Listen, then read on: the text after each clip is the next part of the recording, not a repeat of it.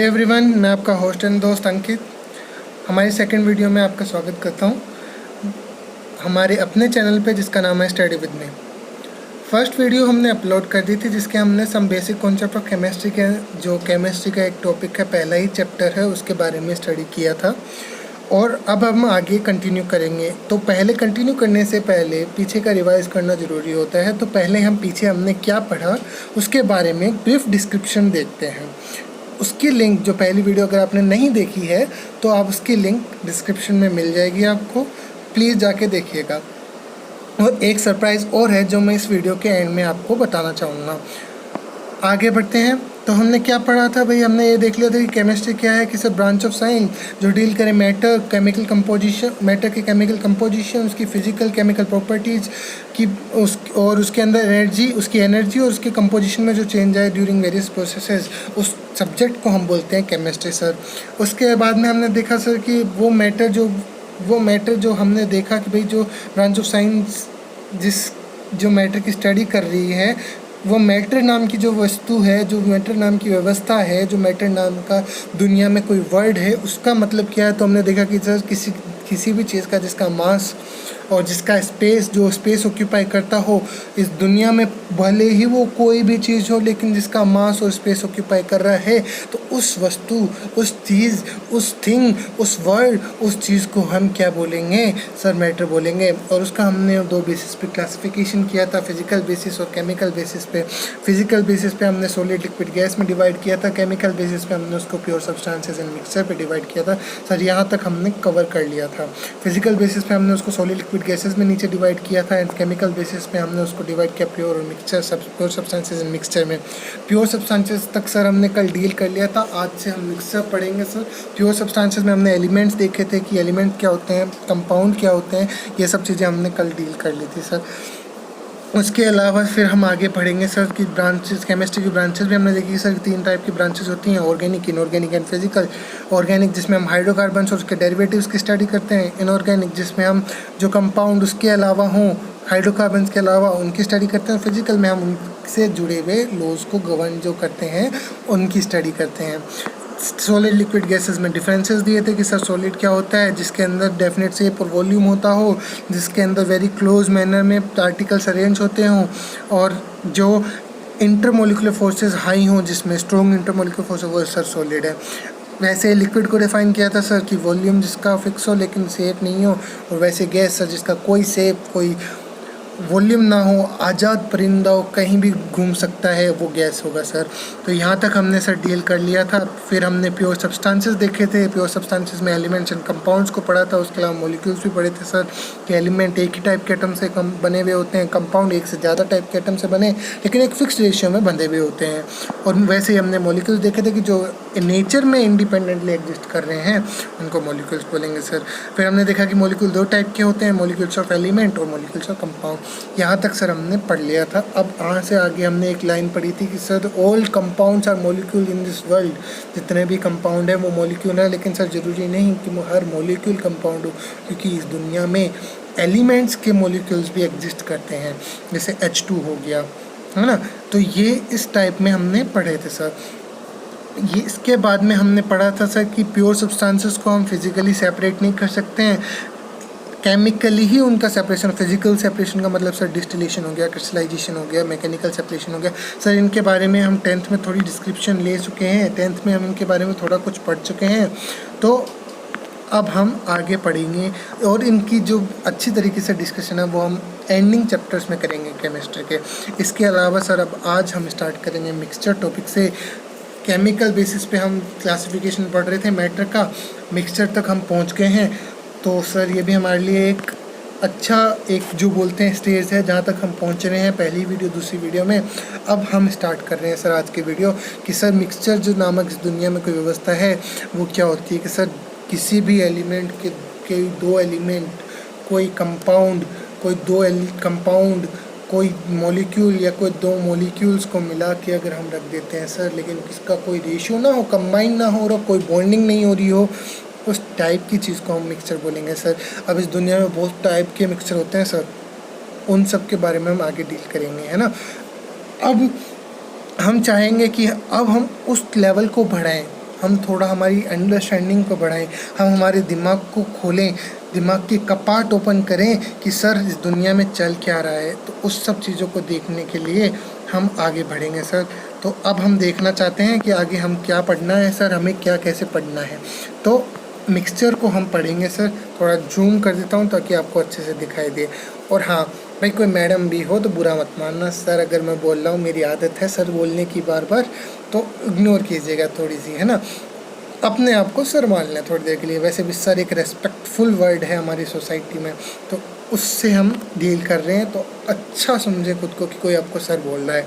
अब आगे हम बढ़ते हैं। तो मिक्सचर हमें देखना था, हमने देखा था कि प्योर सब्सटेंसेस को हम सिर्फ फिजिकल मेथड्स, सिर्फ केमिकल मेथड से ही सेपरेट कर सकते हैं, फिजिकल मेथड से सेपरेट नहीं कर सकते हैं, जैसा मैंने आपको पहले थोड़ी देर पहले बताया।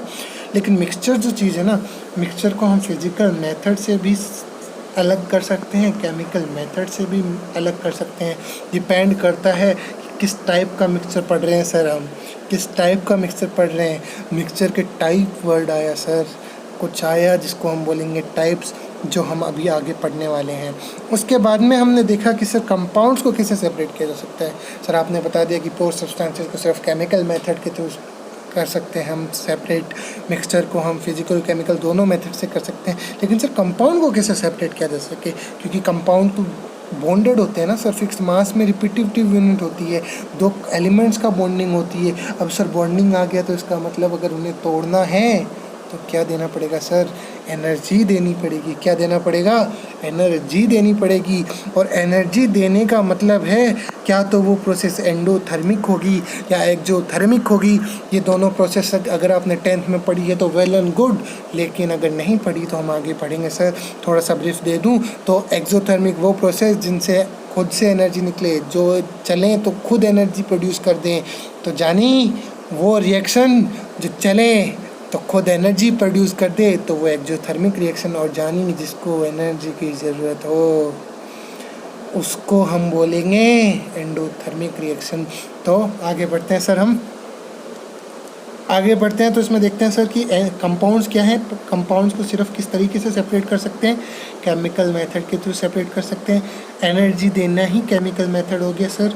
ये प्रोसेस है एक एग्जांपल आपके सामने है कि जब 2HgO मर्क्यूरिक ऑक्साइड को हमने हीट दी, एनर्जी दी, तो वो मरकरी प्लस ऑक्सीजन के अंदर इवोल्यूशन हो गया उसका, है ना। इवोल्यूशन हो गया किसका, ऑक्सीजन का इवोल्यूशन हो गया सर। यहाँ तक हमने पढ़ लिया था सर। अब हम आगे पढ़ेंगे कि सर एक वर्ड आया नया हमारे सामने जिसको हम बोलते हैं एटॉमिसिटी। तो एटॉमिसिटी नाम की व्यवस्था करती है सर। थोड़ी नई स्लाइड ले आते हैं, अच्छा जगह ले आते हैं हमारी, और आपको अच्छे से बताते हैं कि एटॉमिसिटी क्या होती है। तो सर जैसा मैंने आपको बताया था, इस दुनिया में कोई भी शब्द हो आपको नया मिले और आपको समझना हो तो सर उसका डिवाइडेशन करना है। क्या करना है सर, उसको डिवाइड कर देना है सर। एटम और सिटी से हमें कोई मतलब नहीं है, हमें मतलब है एटम कि एक रिएक्शन में अगर हमें एक सब्सटेंस में हमें एटॉमिसिटी निकालनी है तो हम क्या देखेंगे उसमें, हम देखेंगे सर उसमें कितने एटम्स हैं। हम उसमें सर ये देखेंगे कि कितने एटम्स प्रेजेंट हैं उस मॉलिक्यूल में, उस कंपाउंड में कितने एटम्स हैं। डिपेंड नहीं करता कि किस टाइप के एलिमेंट है, लेकिन कितने ना कि किस तरह के, ना किस तरह के नहीं, याद रखना कितने वर्ड पे मैं बार बार जोर दे रहा हूँ। डिपेंड नहीं करता किस तरह का एलिमेंट है, लेकिन कितने एलिमेंट है इस पे डिपेंड करता है। तो इस तरीके की फिनोमिनन को हम एटॉमिसिटी बोलेंगे। फॉर एग्जांपल अगर हम देखें, अगर एग्जांपल हम देख रहे हैं सर, तो जैसे हो गया हमारा O2। अब सर O2 की एटॉमिसिटी निकालनी है तो सर इसमें हमें कितने एटम दिख रहे हैं, इसमें हमें एटम दिखे सर 2। तो O2 की एटॉमिसिटी कितनी हो गई सर, एटॉमिसिटी हो गई O2 की 2 सर। इस सब चीज़ों को मैं हटा देता हूँ सर ताकि मैसी ना हो जाए ये आपके सामने, आपको ऐसा ना लगे कि सर गंदा सा कर रहे हैं इसको। तो इसको हम हटा देते हैं, थोड़ा इरेज कर देते हैं। ये साफ़ सुथरी आपको PPT आपको डिस्क्रिप्शन में मिल जाएगी। डिस्क्रिप्शन में ज़रूर जाइएगा, बहुत से ग्रुप्स की आपको लिंक भी देता हूँ मैं, वो ग्रुप भी ज्वाइन कीजिएगा ताकि आप इन्हीं बेसिस पे इन जो आज हम कर रहे हैं इसकी क्विज़ेस कर सकें। 10 बजे मैं भी क्विज़ करवाता हूँ वहाँ, तो आप ज़रूर आइएगा, वो क्विज़ेस ज़रूर ज्वाइन कीजिएगा। हम आगे बढ़ते हैं। तो एटॉमिसिटी, हमारे नोट्स क्या कहते हैं एटॉमिसिटी के बारे में वो पढ़ते हैं। हमने पहले ही बोला था कि हमारा पूरा बेसिस जो होगा वो नोट्स पे फोकस्ड होगा। क्यों सर? इसलिए होगा क्योंकि सर ये नोट्स बहुत अच्छे हैं और हम नोट्स छोड़ जाते हैं और ये हमारी ड्रॉबैक बन जाता है। नीट में अगर कोई बच्चा नोट्स छोड़ के जा रहा है, जेई में अगर अपना कोई बच्चा नोट्स छोड़ के जा रहा है, यहाँ तक कि बोर्ड्स में भी अगर कोई नोट्स छोड़ के जा रहा है तो सबसे बड़ी गलती कर रहा है दुनिया की, है ना। तो नोट्स हम अच्छे से कवर करेंगे सर। तो आगे बढ़ते हैं। आज हमें हमारा जो टारगेट है वो ये है कि हम इस लेक्चर को पूरा करें, इस चैप्टर को पूरा करें और कम से कम टाइम में करने की कोशिश करें ताकि हम आगे बढ़ सकें, जो मोर इम्पोर्टेंट टॉपिक हैं केमिस्ट्री के उनको डील कर सकें। आगे बढ़ते हुए सर देखेंगे कि हमें एटॉमिसिटी, हमने देखा था कि जो total number of atoms present है एक मॉलिक्यूल में, टोटल नंबर ऑफ एटम्स या टोटल नंबर ऑफ मॉलिक्यूल्स जो प्रेजेंट हैं एक कंपाउंड में या एक सब्सटेंस में, तो उसको हम क्या बोलेंगे सर? एटॉमिसिटी। जैसे O2 हो गया, N2 हो गया, H2 हो गया, O2 हो गया, N2 हो गया, H2 हो गया। सर ये मार्कर को देखिए, आपके मार्क कहाँ करता है, तो ये एटॉमिसिटी इनकी क्या होगी? 2। और सर O3 हो गया, SO2 हो गया या NO2 हो गया, इनकी एटॉमिसिटी कितनी होगी? 3, क्योंकि 2 ऑक्सीजन की मॉलिक्यूल, एक गैस का मॉलिक्यूल, कितने बने सर? 3। यहाँ तक हमने सर अच्छे से कवर कर लिया है। अच्छे से हमने एक एक चीज़ को बहुत ज़्यादा अच्छे से डिस्क्राइब करके पढ़ रहे हैं। लास्ट टाइम पे हम बिल्कुल एक क्रैश कोर्स लाने की कोशिश करेंगे, जो हमने एक चैप्टर का एक वीडियो में निपटारा करेंगे, जिसमें हम वो ज़रूर लाएंगे सर। रिवीजन भी ज़रूरी होता है, लेकिन अभी हम इसको पूरे अच्छे से डिस्क्राइब करते हुए पढ़ेंगे। आगे देखते हैं। तो सर आया मिक्सचर की डेफिनेशन। मिक्सचर के बारे में तो सर ने पहले ही बता दिया था, लेकिन हमारे नोट्स क्या बोलते हैं वो देखते हैं। It contain more than one type of substance. It contain more than one type of substance element हो, कंपाउंड हो, हमें मतलब नहीं है। सब्सटेंस होनी चाहिए एक से ज़्यादा सब्सटेंस हो और उनके बीच में कोई बॉन्डिंग ना दिख रही हो, तो उस टाइप की चीज़ को हम क्या बोलेंगे? मिक्सचर बोलेंगे सर। बहुत डिफरेंट प्रोपोर्शन हो सर, कोई फिक्स रेशियो ना हो सर, उसको बोलेंगे क्या बोलेंगे सर? मिक्सचर। अब मैंने बताया था आपको टाइप्स, जहाँ वर्ड टाइप्स आ जाता है समझ लीजिएगा सर 2 ब्रांचेस खुलेंगी और 2 ब्रांच से ज़्यादा ब्रांचेस भी खुल सकते हैं, लेकिन 2 ब्रांचेस ज़रूर खुलेंगी सर। और उन 2 ब्रांचेस के तौर पे हमें उनमें डिफरेंस रखना होगा सर, क्योंकि डिफरेंस से ही हमें समझ में आएगा कि दोनों में अंतर क्या है भाई। जो हम पढ़ रहे हैं वो क्या सही पढ़ रहे हैं, क्या गलत पढ़ रहे हैं, इसका अंतर निकालने के लिए भी तो आप डिफरेंसेस करते हैं ना। तो अब हम पढ़ेंगे कि मिक्सचर कितने टाइप का होता है। कि सर मिक्सचर तो 2 ही टाइप के होते हैं, एक होमोजीनियस मिक्सचर होता है और एक हेट्रोजीनियस मिक्सचर होता है। तो सर ये क्या होते हैं, इनको देखते हैं। एक है होमोजीनियस मिक्सचर और एक है हेट्रोजीनियस मिक्सचर। होमोजीनियस मिक्सचर क्या होता है? कि सर कभी आपने मिल्क और वाटर देखा होगा। हमने दूध लिया, मम्मी ने बोला दूध गर्म करो बेटा, आज तो तुम्हारी बारी है दूध गर्म करने की, तुम्हारा छोटा भाई ने कल किया था, आज तुम्हें दूध गर्म करना है। तो क्या करोगे? जाओगे गैस के पास में, जो बर्नी जिसमें आप दूध लेके आए होंगे उससे दूध छानोगे, छान के गैस पे चढ़ा दोगे, लेकिन पानी ज़रूर डालेंगे। मिडिल क्लास हमारी हरकतें हम कभी नहीं छोड़ेंगे। पानी ज़रूर डालेंगे। पानी डालने से क्या आपको कभी दूध में पानी मिलाने से कभी बाउंड्री नज़र आई है सर? नहीं आई होगी सर। या फिर अगर हम और एग्जांपल लेते हैं कि सर आपने लिया नमक, आपके घर पे आए गेस्ट और आपकी मम्मी ने बोला बेटा तुम्हें चाय वाय बनानी तो आती नहीं, नींबू पानी ही बना लो, मैं बात कर रही हूँ आंटी से, तुम नींबू पानी बनाओ बैठ के। तो नींबू पानी बना रहे होगे तो सर आपने सबसे पहले क्या किया? पानी लिया ठंडा, उसमें नमक घुलने लग गए बैठे बैठे, चीनी घोलने लगे उसमें बैठे बैठे। लेकिन कभी कभी आपने देखा है कि घुलने के बाद, नमक घुलने के बाद, चीनी घुलने के बाद क्या कोई इसमें बाउंड्री दिखी या कुछ नया प्रोड्यूस करके आया, कुछ नई प्रॉपर्टीज़ दिखी? नहीं ना, फिजिकली हमने कुछ नहीं दिखा। केमिकली हाँ उसमें कोई नया कंपाउंड मिला गया, लेकिन कोई प्रपोर्शन भी नहीं था उसका डेफिनेट। कभी कम मीठा हो जाता है, कभी ज़्यादा मीठा हो जाता है। तो ये ऐसे मिक्सचर जिसकी कोई बाउंड्री डिफाइंड ना हो, लेकिन वो मिक्सचर हों, दो सब्सटेंसेस को मिला के बने हों, उनको बोलेंगे होमोजीनियस मिक्सचर। और जहाँ सर बाउंड्री वर्ड आ जाता है वो मिक्सचर हो जाएंगे हेटेरोजीनियस मिक्सचर। जैसे आपने नमक लिया, चीनी लिया, दोनों को फैला दिया सर, आप डिब्बे से निकाल तो रहे थे नींबू पानी बनाने के लिए और डिब्बे नीचे गिर गए। डांट तो पड़ेगी अब, डांट पड़ने से पहले, लेकिन केमिस्ट्री तो ढूंढ लो, डांट तो खानी है, केमिस्ट्री तो ढूंढो उसमें। अब केमिस्ट्री ढूंढने तो सर क्या देखा हमने कि सर नमक और चीनी के दाने अलग अलग दिखाई दे रहे हैं हमें, नमक और चीनी के दाने हमें अलग अलग दिखाई दे रहे हैं, यानी उसमें एक बाउंड्री बन गई सर। दोनों को अलग अलग कर सकते हैं हम फिजिकली सर, फिजिकली अलग अलग देख सकते हैं सर, तो इसका मतलब क्या हो गया, उनमें बाउंड्री बन गई सर। इस टाइप के मिक्सचर को बोलेंगे हेटेरोजीनियस मिक्सचर। जैसे कभी कभी देखा हो आपने तो गेहूं और चावल को अलग अलग हम अगर मिल जाएं तो अलग अलग कर सकते हैं सर। इस तरीके से हमने हेटेरोजीनियस और होमोजीनियस मिक्सचर पढ़ लिया है सर। थोड़ा इस नोट्स क्या बोलते हैं उसको भी देखते हैं कि mixture which have uniform composition, एक यूनिफॉर्म कंपोजिशन हो जिसमें डिफरेंसेस ना कर सकें, कोई बाउंड्री ना हो, उसको होमोजीनियस मिक्सचर बोलेंगे। फॉर एग्जांपल कि गैसेस, क्या हवा है, उसके अंदर बहुत सारी गैसेस हैं, उसमें क्या आप बाउंड्री ढूंढ पाते हैं? नहीं ना। अलॉय होते हैं जैसे स्टील है, वो बहुत से मेटल्स का मिक्सचर होता है, क्या उसके अंदर बाउंड्री ढूंढ पाते हैं? नहीं ना सर। अगर कोई ट्रू सॉल्यूशन है जैसे नमक पानी मैंने आपको बताया, तो उसमें क्या बाउंड्री ढूंढ पाते हैं सर? नहीं ढूंढ पाते ना। अगर पानी को ग्लूकोज के साथ में, है ग्लूकोन डी की याद आ गई, गर्मी का मौसम सर, हाँ भाई साहब, बाहर धूप में 5 मिनट बाहर रह के आओ नहीं और एनर्जी की तो वाट लग जाती है। तो मम्मी क्या बोलती हैं, बेटा नींबू पानी पी लो या ग्लूकोन डी बना लो, तो आप क्या करते हो सर, ग्लूकोन डी पापा लेके आए हुए थे, उसको पानी में घोल के पी लेते हो और आपको एनर्जी का एहसास होता है। लेकिन जब आप ग्लूकोन डी मिला देते हो तो क्या आपको बाउंड्री दिखती है सर? नहीं दिखती ना। आप पेट्रोल देखिएगा सर, क्या आपको पेट्रोल में बाउंड्री दिखती है? नहीं ना सर। डीजल देखिएगा, कैरोसिन देखिएगा, बहुत सारे एग्जांपल सर हैं सर, उनमें उनका कंपोजिशन यूनिफॉर्म होता है, उनमें बाउंड्री नहीं दिखाई देती सर। इस टाइप के मिक्सर को हम होमोजीनियस मिक्सर बोलेंगे।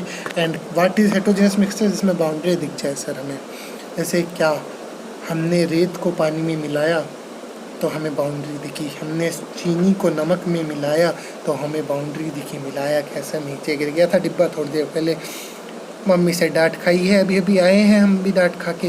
अब हमने देखा कि उसमें चीनी और नमक मिल गया है, लेकिन हमने उसको अलग अलग कर रहे थे, तो किस टाइप का मिक्सचर बना सर? हेटेरोजीनियस मिक्सचर बना। पानी और तेल, कभी कोशिश की है कि, या कोशिश तो क्या की होगी आपने, लेकिन कभी गलती से अगर पानी में तेल गिर जाए या तेल में पानी गिर जाए तो उसके अंदर अलग अलग बाउंड्री बन जाती हैं सर।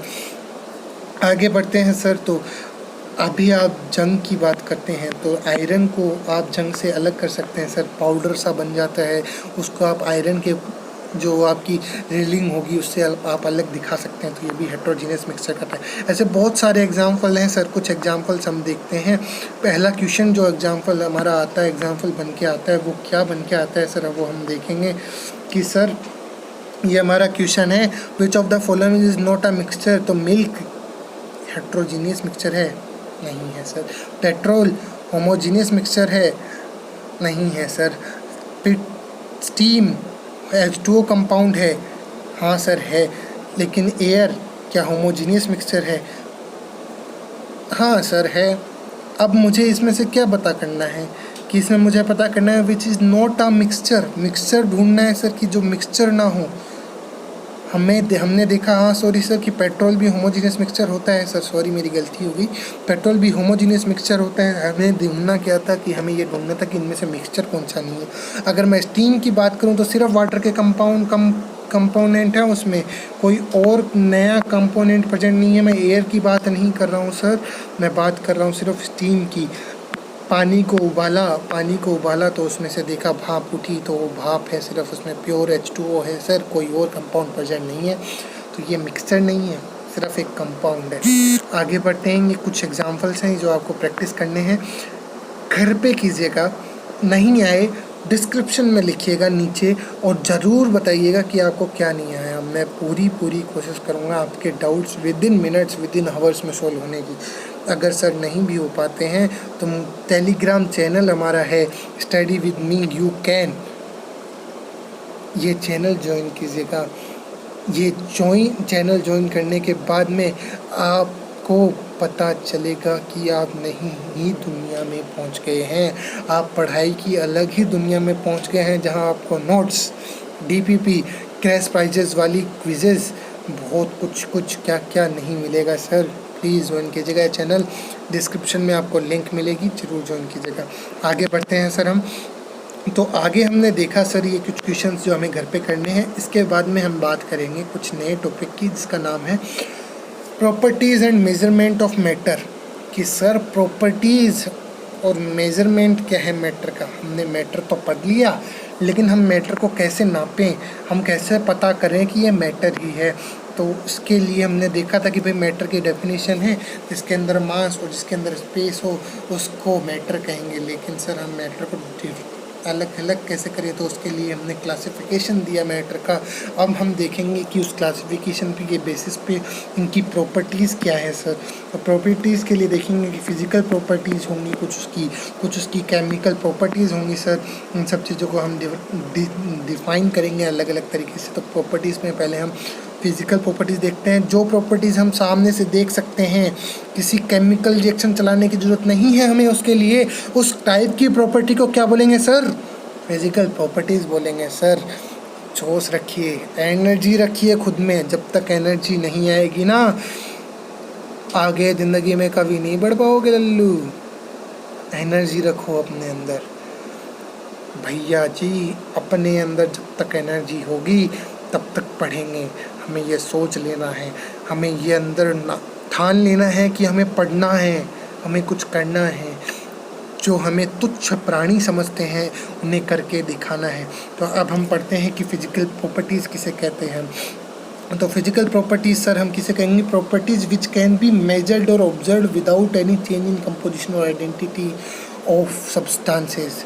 यानी हमने कंपोजिशन चेंज नहीं करना, सिर्फ देख के हम पता कर सकते हैं वो टाइप की फिजिकल प्रॉपर्टी। जैसे कोई सांवला है, कोई गोरा है, कोई काला है, ये प्रॉपर्टी हम देख के बता देते हैं। ये नहीं कि हमने उसको H2SO4 में डाल के देखा कि भाई उसमें क्या रिएक्शन होती है, ये नहीं करेंगे सर। हम ये देखेंगे कि भाई वो गोरा है या सांवला है या काला है, तो उस बेसिस पे हमने डिवाइड किया। रंग भेद को प्रमोट नहीं कर रहे हैं सर, ये हमारा पढ़ाने का तरीका है सर। तो थोड़ा कोऑपरेट कीजिएगा, हम आपको इंटरेस्टिंग बनाने की कोशिश कर रहे हैं आपकी पढ़ाई को, तो ज़रूर हमारे साथ में कोऑपरेट कीजिएगा। हमें उम्मीद है कि हम आपको नीट 2021 तक पूरा सिलेबस अच्छे से कवर करा पा रहे हैं। तीनों सब्जेक्ट का सरप्राइज़ है, एंड में ज़रूर देख के जाइएगा एंडिंग।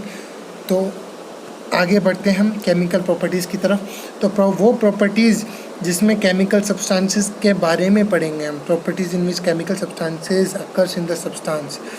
कोई नई केमिकल चीज़ें बन गई, जैसे हमने कोई केमिकल सब्सटेंसेस को रिएक्ट करवाया और कुछ नया बन गया, उस टाइप की प्रॉपर्टी को क्या बोलेंगे? Chemical properties. जैसे हम लैब में हमसे कोई टीचर प्रूफ करवाता है उस प्रॉपर्टीज़, जो वो कुछ टेस्ट करवाता है तो उनसे नया ही कुछ निकल के आता है। तो इस चीज़ से हम कंक्लूड करते हैं कि वो सब्सटेंस ये है। इसको बोलते हैं टाइट्रेशंस, और टाइट्रेशंस को हम करते हैं लैब में, तो हमें पता चलता है कि नई हमने चीज़ों की डिस्कवरी की है। नहीं, ऐसा नहीं होता है सर, सब चीज़ें फिक्स होती हैं। हमें बुद्धू बनाया जाता है कि हम कुछ नया ही निकाल रहे हैं। नहीं सर, सब चीज़ें फिक्स होती हैं दुनिया में, सब जो होना होगा वो होके रहेगा सर। तो केमिकल प्रॉपर्टीज़ से इसलिए हम कहते हैं कि अगर कोई जो सब्सटेंस बनता है और हमें वो चाहिए, हमें पता है कि यही सब्सटेंस बनता है, और या अगर उसके अलावा कुछ बना तो वो सब्सटेंस हमने अच्छे से रिएक्ट नहीं करवाया, या फिर वो सब्सटेंस वो नहीं है जो हम सोच रहे थे। इस तरीके से हम आगे डील करेंगे सर। इसी तरीके से हम पढ़ाई करते हुए आगे बढ़ेंगे सर। तो आगे हम पढ़ते हैं तो देखते हैं कि क्या एग्जांपल्स हैं केमिकल सब्सटेंसेस के। तो जब हम रिएक्टिविटी करते हैं, कंबेसिबिलिटी करते हैं, एसिडिटी करते हैं या बेसिसिटी करते हैं। रिएक्टिविटी, किसी दो कंपाउंड को रिएक्ट किया। कंबेसिबिलिटी, जिसके अंदर हमने आग में किसी कंपाउंड को जला दिया। एसिडिटी, जिसमें हमने किसी सब्सटेंस को H2SO4 में डाल दिया, किसी भी एसिड में डाल दिया। और बेसिसिटी, जिसमें हमने किसी बेस में डाल दिया उसे। बेबी को बेस पसंद है, वो वाला बेस नहीं, किसी बेसिक सब्सटेंस में डाल दिया। मजाक ज़्यादा हो रहे हैं तो सर इग्नोर मारिएगा, आदत है, आप बोर ना हो इसलिए हम मजाक ज़रूर करते रहेंगे। आगे पढ़ते हैं। तो सर हमने मेज़रमेंट बाकी रह गया, हमने फिजिकल प्रॉपर्टीज़, हमने केमिकल प्रॉपर्टीज़ की बात कर ली, लेकिन अब सर मेज़र कैसे करें मैटर को। तो उसके लिए हम डिफरेंट सब्सटेंसेस को डिफरेंट तरीके से मेज़र करते हैं। वो देखेंगे हम कि कुछ को लेंथ में, कुछ को टेम्परेचर में, कुछ प्रॉपर्टीज़ को हम मेज़र करेंगे वो वेट में, कुछ प्रॉपर्टीज़ को हम मेज़र करेंगे प्रेशर में, कुछ प्रॉपर्टीज़ को हम एक्सेट्रा बहुत से तरीक़ों से मेज़र करेंगे। अब कैसे करेंगे वो देखेंगे। सर बेसिक से पढ़ रहे हैं इसलिए ज़रूरी है, पता है कि आप 9वीं 10वीं में पढ़ के आ चुके होंगे ये चीज़ें, 9th 10th में आपने सब कवर कर लिया होगा, लेकिन पढ़ना ज़रूरी है ना सर, एक बार रिवीजन करना ज़रूरी है ना सर। क्या पता कुछ को ना आता हो, तो अब आ जाएगा कुछ नई बात निकल के आएगी। ध्यान दे के पढ़िएगा सर कि physical quantities, all such quantities which can be measured during scientific studies, उस क्वांटिटीज़ को क्या बोलेंगे हम, फिजिकल क्वांटिटीज़ बोलेंगे। कि ऐसी क्वांटिटीज़ जो कि साइंटिफिक स्टडीज़ के दौरान हम मेज़र कर सकते हैं, उस टाइप की क्वांटिटीज़ को हमने फिजिकल क्वांटिटीज़ बोला सर। और फिजिकल क्वांटिटी क्या होती है सर, कि प्योर नंबर को जब हम किसी यूनिट से मल्टीप्लाई कर दें, 1 2 3 4 5 ये इन्फानाइट तक क्या है, प्योर नंबर है। और यूनिट क्या होगी, किस यूनिट डिफाइन करेगा कि वो किस तरीके से हम उसको मेज़र कर रहे हैं, कि क्या हमने उसको लेंथ में मेज़र किया, क्या हमने उसको वॉल्यूम में मेज़र किया, कि हमने उसको वेट में मेज़र किया। ये सब चीज़ें हमारी यूनिट बताएगी हमें कि किस चीज़ में हमने मेज़र किया। अब यूनिट वाली जो व्यवस्था है वो क्या होती है, तो सर थोड़ा मैथ्स को साफ़ कर देते हैं।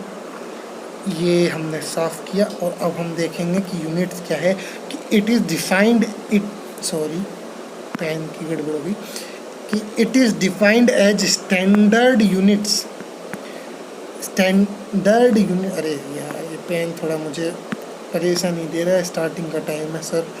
कि it is defined as standard और reference which choose to measure any physical quantity, वो स्टैंडर्ड या रेफरेंस जिसके बेसिस पे हम बताते हैं फिजिकल क्वांटिटीज़ को, उस टाइप की चीज़ों को हम, उस चीज़ को क्या बोलेंगे, उस पार्टिकुलर प्रॉपर्टी को क्या बोलेंगे, उसको हमने बोला सर यूनिट। अब यूनिट्स को हमने अलग अलग क्लास फॉर्म में क्लासिफाई करना आपको बताया कि लेंथ में, वेट में, वॉल्यूम में कैसे करेंगे, प्रेशर में क्या करेंगे वो देखेंगे, टेम्परेचर में क्या करेंगे ये देखेंगे। तो अब हम कुछ जनरली हम बात कर लें कि जनरल बेसिस पे क्या होता है। तो लेंथ में हम कैसे मेजर करते हैं सर, इनसे डायरेक्ट क्वेश्चन ना ही नीट में और ना ही बोर्ड में आपसे पूछेगा, कहीं आपको नहीं पूछेगा डायरेक्ट क्वेश्चन, लेकिन इनडायरेक्टली ये क्वेश्चन आपको बना के पूछेगा, किसी दूसरे क्वेश्चन में आपको इससे क्वेश्चन देगा। तो आपको आना ज़रूरी है, क्योंकि आजकल घुमाया जाता है एग्जामिनर, सिंपल चीज़ें नहीं है कि सिंपल चीज़ें परोस के दे देगा प्लेट में, लो बेटा खा लो। वो चीज़ों को घुमाएगा, एक ही जैसे नंबर दे देगा लेकिन दोनों की यूनिट्स अलग कर देगा। तो यूनिटरी सिस्टम आपको अच्छे से आनी चाहिए, यूनिट्स कैसे देते हैं वो आपको आना चाहिए। अब देखिए सर, लेंथ को हम कैसे मेज़र करेंगे, यार्ड या फिट या इंच या माइल्स। अब सबसे बड़ी यूनिट हमें क्या दिख रही है यहाँ सर, माइल्स। अब माइल्स क्या होगा सर, हमें देखना है 1 माइल में 1760 यार्ड होते हैं, हमें याद नहीं, अंदर से घोल के पी जाना है सर इसको, है ना। 1 मील में 1760 यार्ड होते हैं। आपको कोई पूछे नींद में कितने होते हैं, 1 मील में कितने यार्ड, 1760 यार्ड, 1 मील में कितने यार्ड, 1760 यार्ड। आपको अच्छे से याद होना चाहिए कि 1 मील में 1007 यार्ड में कितने फीट होंगे। फिर अगर मैं आपको क्वेश्चन में पूछूं कि 1 मील में कितने फीट होंगे या 1 मील में कितने इंच होंगे, वो कैसे निकालेंगे सर, वो इन क्वांटिटीज़ को अगर आपको याद हैं तो आपको आ जाएगा, और अगर ये क्वांटिटीज़ आपको याद नहीं हैं तो आपको नहीं आ पाएगा सर। तो ये क्वांटिटीज़ को कैसे याद किया जाए वो देखेंगे सर। कि 1 मील में 1760 यार्ड हमें नींद में उठा के पूछे तब भी हमें याद होना चाहिए कि 1 मील में कितने यार्ड, 1760 यार्ड। 1 यार्ड में कितने फीट, 3 फीट। 1 फुट में कितने इंच, 12 इंच। और 1 इंच में कितने सेंटीमीटर, 2.54 सेंटीमीटर। अब मैं अगर पूछूं कि सर 1 मील में कितने फीट या 1 मील में कितने इंच, तो इसको कैसे निकाला जाए, तो हम एक करेंगे एग्जाम्पल के लिए हम लाएंगे हमारी वाइट स्लाइड को। ये वाइट स्लाइड हमने ली। एक पेज पे आप एक काम कीजिएगा, अच्छे से सारी यूनिट वाइज सब चीज़ों को लिख लीजिएगा, है ना, ताकि आपको चीज़ें याद रहें। पहले देख के करें और फिर बिना देखे अपने आप याद हो जाएंगी। तो अगर आपको क्वेश्चन दिया गया कि सर आपको 4 माइल बोला गया है कि 4 माइल का आपको एक ऐसे पूछा गया कि 4 माइल में कितने फुट या कितने फीट होते हैं, तो 4 माइल हमें दे दिया है। 4 माइल है सर हमारे पास में, इसमें कितने फीट होते हैं। तो हम पहले क्या पता करेंगे कि सर 1 मील में कितने यार्ड, 1760 यार्ड। 1 यार्ड में कितने फीट, तो सर 1 यार्ड में कितने फीट, 3 फीट। हमने ये यहाँ देख लिया, है ना। अभी हम चीटिंग करेंगे और उसके बाद में अपने आप से करेंगे। क्वेश्चंस आपको सर चैनल में मिलेंगे, जितने क्वेश्चन आप बोलोगे उतने क्वेश्चन मिलेंगे। और फिर डाउट डिस्कशन ग्रुप भी हम बनाएंगे या डाउट भी हम डिस्कस करेंगे वीडियोस में। आपके कुछ कॉमन डाउट्स होंगे उनको वीडियोस में भी कवर करने की कोशिश करेंगे। आप बस बने रहिए हमारे साथ। तो 1 मील में कितने यार्ड हमने देख लिया, 760 यार्ड। तो हम इसको कैसे निकालेंगे कि सर हमें कितना मील निकालना है, 4 मील। तो दोनों तरफ हमने मल्टीप्लाई कर दिया 4 से। हमें कितना यार्ड निकालना है, कितने फीट निकालने हैं, तो हमारे पास में टोटल यार्ड आ गया 760 इंटू 4, 1760 इंटू 4, ये हमारे पास में इतने यार्ड आ गए। और 1 यार्ड में कितने फीट सर, 3 फीट। तो इसको मल्टीप्लाई कर देंगे सर 3 से। टोटल जो आएगा वो आपका आंसर आएगा, वो आप निकाल लीजिएगा। अभी टाइम नहीं है कि हम इन सब चीज़ों को कैलकुलेट करें, कैलकुलेशन ना करवाइए बस अब, है ना, वीडियो में, वरना लेंदी कुछ ज़्यादा हो जाएगा, आपको उबासी आने लग जाएगी, नींद आने लग जाएगी। आगे बढ़ते हैं सर, इसको थोड़ा क्लियर कर देते हैं स्क्रीन को पहले। ये हमने क्लियर कर दिया है और हमने देख लिया था सर कि कितना 1 मील में कितने यार्ड, 1 यार्ड में कितने फीट, 1 फीट में कितने इंच और 1 इंच में कितने सेंटीमीटर। तो हमने देखा सर 1 मील में 1760 यार्ड, 1 यार्ड में 3 फीट, 1 फुट में 12 इंच और 1 इंच में 2.54 सेंटीमीटर। ये हमने पढ़ लिया। अब हम इसको करेंगे इंटर एटॉमिक डिफरेंस। ये डिस्टेंसेस तो हमें दिख रही थी अभी तक जो डिस्टेंस, अब एटॉमिक डिस्टेंसेस की बात करें। इन पे कॉमनली क्वेश्चन आ जाता है और हम बहुत इजीली कंफ्यूज हो जाते हैं, लेकिन अब नहीं होना सर। अब हमें ध्यान रखना है सब चीज़ों का। तो अब हम देखेंगे कि इंटर एटॉमिक डिस्टेंसेस का हम क्या करें। तो 1 nm, 1 नैनोमीटर, अगर मैं बात करूँ आपको, सॉरी पेन ले लेता हूँ, 1 नैनोमीटर में कितने मीटर होंगे, तो 10⁻⁹। एक एंगस्ट्रॉम में 10⁻⁻10, एक पिकोमीटर में 10⁻⁻12, एक फर्मीमीटर में 10⁻⁻15 मीटर होंगे। और फिर सेंटीमीटर में, जैसे मैंने आपको बताया यूनिटरी मेथड, उससे कन्वर्ट कर लीजिएगा। सरप्राइज़ जो मैं आपको बताऊंगा ना, उससे आपको इससे बहुत बेनिफिट मिलेगा। वो सरप्राइज़ बड़ा धमाकेदार है। आगे बढ़ते हैं सर। अब हम बात करेंगे मास में कि सर हमने वेट में, मास में कैसे मेज़र करें। तो हमने लेंथ में मेज़र कर लिया कि सर 1 यार्ड में 1 मील में 1760 यार्ड होते हैं सर। 1 यार्ड में हमारे कितने फीट होते हैं सर, 3 फीट होते हैं। 1 फीट में कितने इंच होते हैं सर, 12 इंच होते हैं। और 1 इंच में कितने सेंटीमीटर होते हैं सर, 1 इंच में 2.54 सेंटीमीटर। यहाँ तक हमने डील कर लिया था सर। अब हम आगे बढ़ेंगे, मास को किस तरीके से डील करें। तो मास को हम केजी में, ग्राम में, मिलीग्राम में, पाउंड में, लैब्स में, टन में, क्विंटल में, इसमें मेजर कर सकते हैं। आपने कॉमनली सुना होगा अपने घर पे कि भाई इतना क्विंटल गेहूँ आया, इतना क्विंटल, इतना केजी चावल ले आओ, इतना केजी दाल ले आओ, इतनी केजी चावल ले, इतना केजी सामान ले आओ मार्केट से, 1 केजी चीनी ले आओ। ये आपको घर में बोलते हुए मम्मी पापा ने आपको काम दिया होगा, कभी ये मार्केट से ये काम है, ये कर ले आओ, तो आपने ज़रूर किया होगा, मुझे होप है। अब हम देखेंगे कि ये कैसे होगा कि 1 मैट्रिक टन में कितना केजी है सर, 1000 किलो है। 1 क्विंटल में कितना केजी है, 100 केजी है। 1 केजी में कितने लैब्स हैं, तो सर 2.504 लैब्स हैं। और सर 1 केजी में कितने ग्राम हैं, तो 1000 ग्राम है सर। और 1 AMU में कितने ग्राम हैं, एटॉमिक मास यूनिट 1.66 इंटू 10⁻⁻24 और 1.66 इंटू 10⁻⁻27 kg। ये आप ज़रूर याद रखिएगा कि सर कन्वर्जन कैसे होते हैं। कन्वर्जन के लिए सरप्राइज़ ज़रूर सुनिएगा लास्ट में। यहाँ तक आपने अच्छे से कवर कर लिया है।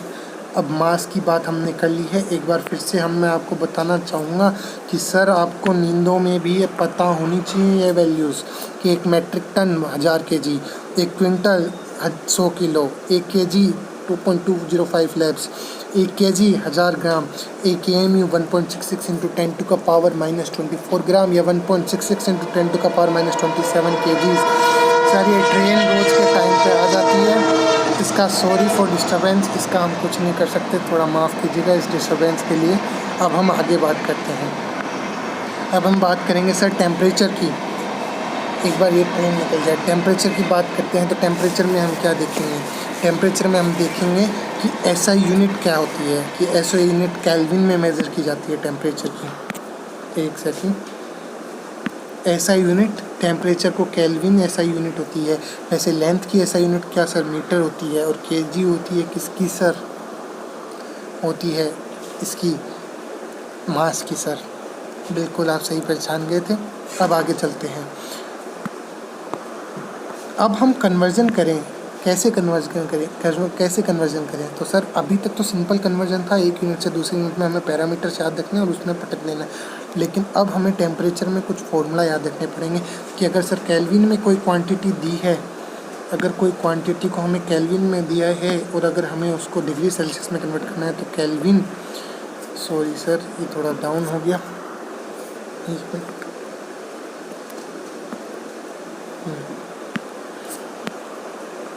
तो केल्विन में कोई क्वांटिटी अगर हमें दी है और उसमें डिग्री सेल्सियस में कन्वर्ट करना है तो 273.15 में डायरेक्टली ऐड कर देंगे सर। और अगर कोई क्वांटिटी हमें डिग्री सेल्सियस में दी है और फ़ारेनहाइट में कन्वर्ट करना है तो ये फॉर्मूला हमें याद रखना है कि degree Celsius by 5 equal to degree Fahrenheit minus 32/9। इस फॉर्मूला को रट लेना है। Degree Celsius by 5 is equal to degree Fahrenheit minus 32/9। Degree Celsius by 5 is equal to degree Fahrenheit minus 32/9। ये याद होना चाहिए, फिंगर टिप्स पे होना चाहिए सर, तभी आपको केमिस्ट्री अच्छे से समझ आएगी। तो ये फॉर्मेट हमने अच्छे से कवर कर लिया है। अब हम बात करेंगे वॉल्यूम की। तो सर वॉल्यूम को कैसे मेजर किया जा सकता है? तो सर वॉल्यूम के भी कुछ पैरामीटर्स हैं, जो पैरामीटर्स आपको याद करने हैं कि 1 मीटर क्यूब में 1000 लीटर, 1 ml में 1 cc या 1 सेंटीमीटर क्यूब और 1 लीटर में डेकामीटर क्यूब या 10⁻³ मीटर क्यूब, 1 लीटर में 1000 ml या 1000 cc। यहाँ तक हम कॉमनली अगर हमें कोई दूध लाने के लिए बोलता है तो 1 लीटर दूध ले आओ, तो उसका मतलब होता है 1000 ml दूध ले आओ। अगर हमें कोई बोले 1 मीटर क्यूब अगर है कोई एरिया, उसमें कितना लीटर आ सकता है, तो 1000 लीटर आ सकता है। ये फॉर्मेशन होते हैं, ये याद करने की चीज़ें होती हैं। डायरेक्टली क्वेश्चन नहीं पूछा जाता है, लेकिन इनडायरेक्टली भी हमें क्वेश्चन ज़रूर आता है। एनर्जी को कैसे कन्वर्ट किया जा सकता है? तो सर ये एनर्जी का फॉर्मेट है कि 1 कैलोरी को 4.8 जूल बोलते हैं, 1 जूल को 10⁻7 अर्ग बोलते हैं, 1 इलेक्ट्रॉन वोल्ट को 1.6 इंटू 10⁻19 जूल बोलते हैं। अलग अलग फॉर्मेट है सर, इन्हें याद रखना ज़रूरी है सर। ये याद होंगे तभी आगे क्वेश्चन सोल्व होंगे, वरना सोल्व नहीं होंगे। आज का होमवर्क यही है कि ये याद होने चाहिए।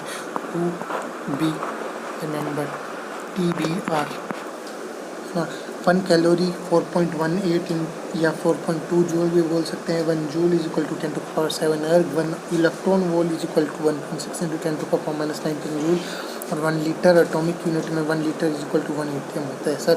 यहाँ तक हमने अच्छे से कवर कर लिया। एक क्वेश्चन है और फिर हम बाद में प्रेशर की यूनिट्स पर जाएंगे। तो देखते हैं कि arrange the units of energy in increasing order. Increasing order में हमें एनर्जी, अब हमें ये दे दिया इलेक्ट्रॉन वोल्ट, जूल, कैलोरी और लीटर एटीएम। अब हम ऐसे छुपा के देखेंगे कि हमें आता क्या है याद होने के बाद कि 1 इलेक्ट्रॉन वोल्ट में कितने जूल। तो हम करेंगे कन्वर्ट, कैसे? 1 इलेक्ट्रॉन वोल्ट में कितने जूल? 1.6 into 10⁻⁻19 joule. तो हमने ये 1.6 इंटू 10⁻⁻19 जूल लिख लिया। एक अर्ग में कितना जूल? 10⁻⁻7 जूल, ये भी हमने लिख लिया।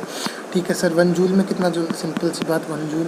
1 कैलोरी में कितना जूल? ये भी हमने ऊपर देखा 4.2 जूल, और अभी हमने 1 लीटर ATM में निकाला कि 101.3 जूल।